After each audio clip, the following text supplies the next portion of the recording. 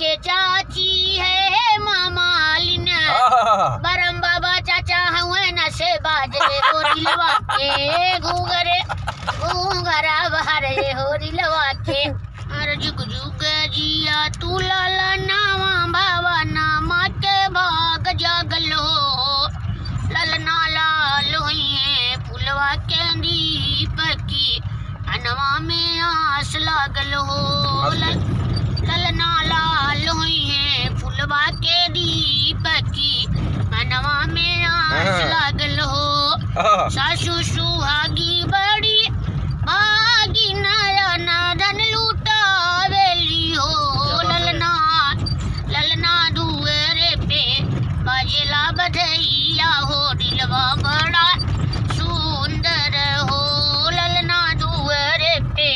बाजेला बधैया हो दिलवा बड़ा सुंदर हो नच नाची गावेली बाईनिया ललना के खेलावेली हो ललना हंसी हंसी ट्यूकी चलावेले रस बरसावेले हो अखियाते हुए जैसे माई के नकियाता बाबूजी के हो मुहा माता हुए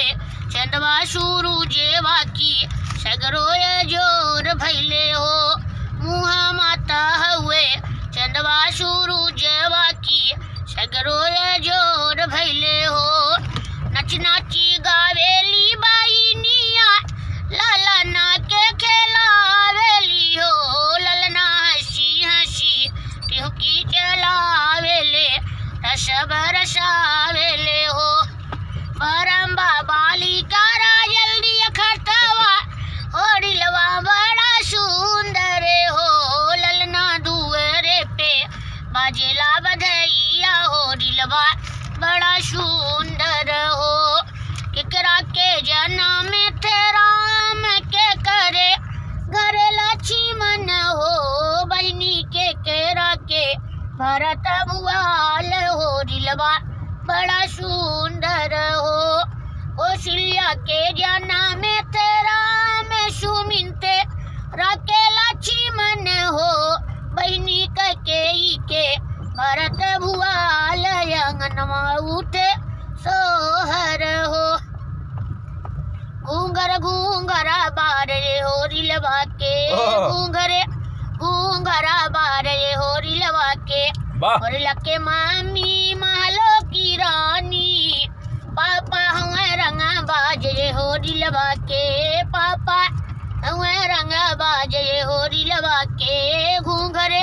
घूंघरा बारे हो रिलवा के और लके चाची है मामालिन बरम बाबा चाचा हुए न से बाजे हो रिलवा के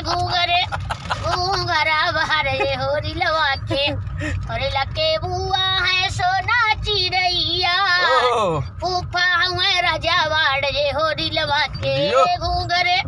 घूंघरा बारे हो रिलवा के और लके आजी है बड़ी पाजी आजा हुए चाल बाजे हो रिलवा के घूंघरा बारे हो रिलवा के सम्राटो में जोड़ के तनी कह दे का है हो रिलवा अरे हो रिला के चाची है मामालिन चाचा सम्राट हुए न से बाजे हो रिलवा के घूंघरा बारे